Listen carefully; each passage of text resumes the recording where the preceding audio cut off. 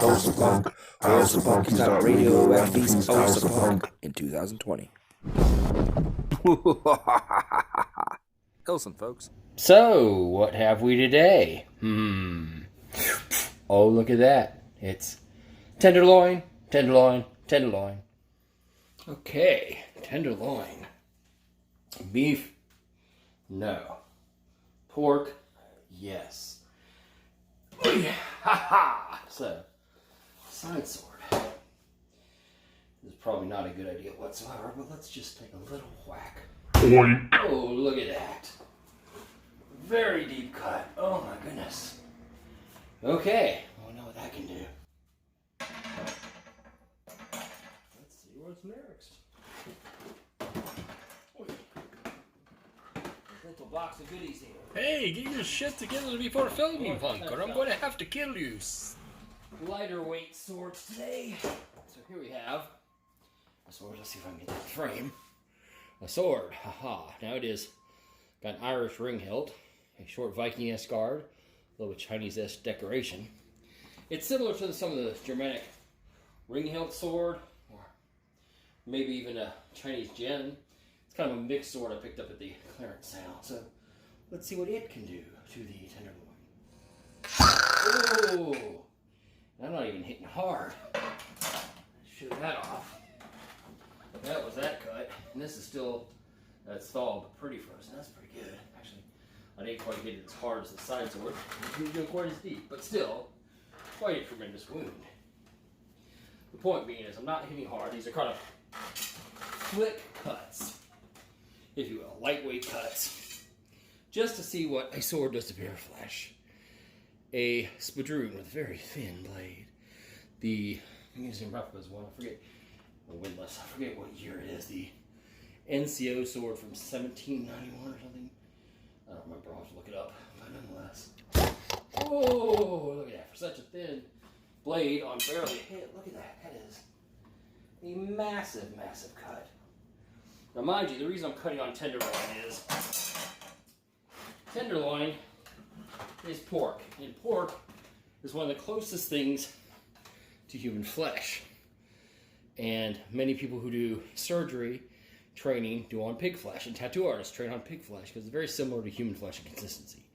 This is kind of a thin-bladed rapier-like sword with this guard that's a fantasy guard sword that I picked up in the Museum Replicas Museum Replicas clearance sale. It is also one of those mixed swords. I don't know what the blade came from, but it's kind of rapier-like. I put an edge on it, but you can see it's very, very thin blade. So let's see what that does on pig flesh. Whoa, look at that. Straight on through to the other side. Oh my goodness. Look at that, all the way down to the cabinet.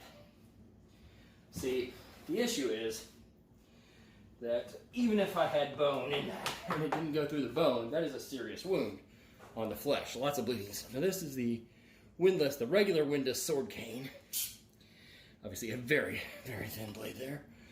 Less than an inch wide, but I sharpened it the other day just to see. This is the lightest sword I have. This is really like the weight of like a small sword, I would say, but it has a bit of an edge. So I've run out of big noises. Still, for such a light sword, look at that freaking wound all the way through. You see that? Now this sword is, if I keep it, it's not a very wide blade. It's a very strong blade because it's kind of thick paper, but you'll see I got it where it will cut paper.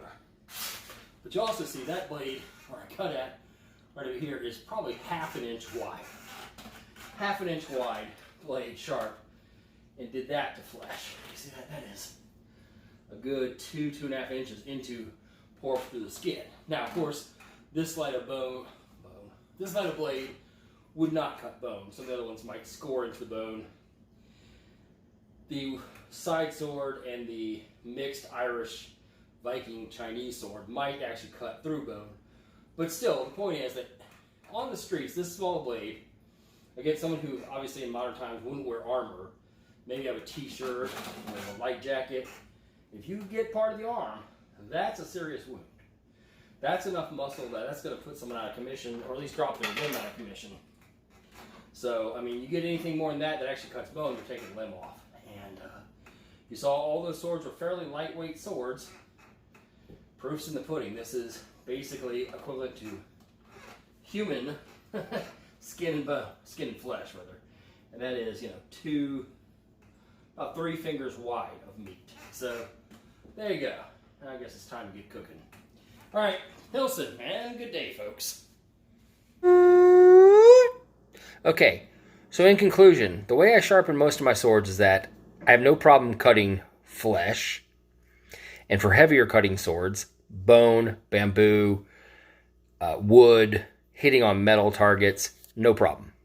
Most of them suck at going through 2 liters like Coke bottles, but they do okay against milk jugs. Now, why is this? Because my edge bevel is slightly steeper.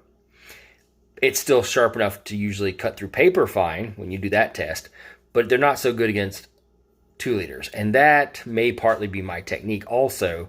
But what this shows you is, because these were light swords that I was using with a decent edge, but they're not shaving sharp by any means, any of them, is that to cut flesh, you don't need a super sharp edge. What does that tell us? Well, when we look at things like falchions, we have a very narrow edge with a very sharp edge, and it's often primarily used to cut fabric defenses like gambesons. An arming sword with a slightly wider bevel was used against knights more often, and they had on metal armor, and if they weren't, they might have exposed flesh. So different edges designed for different purposes. I can't cut water bottles very good yet, but you see, even with my very lightweight swords, it'll cut flesh just fine, which is the intended purpose of swords. So the edge I have is not insubstantial in cutting, it's just not good at cutting certain targets. But for realistic targets like meat and, bamboo to simulate bone, which is very similar, they do just fine. Just depends on what you want in a sword and what you want to cut usually. Now, there are swords that can do everything well, like the katana has a wide blade, but it's very sharp. Unlike European swords that are thinner, the katana's edge has more support behind it, so it can be very sharp, but still have that retention. It's a brilliant design, honestly. But all that aside, depends on what you want in a sword and what you're doing with it and how you want to cut with it and what you're cutting with. So keep that in mind. Hilson, and good night, folks.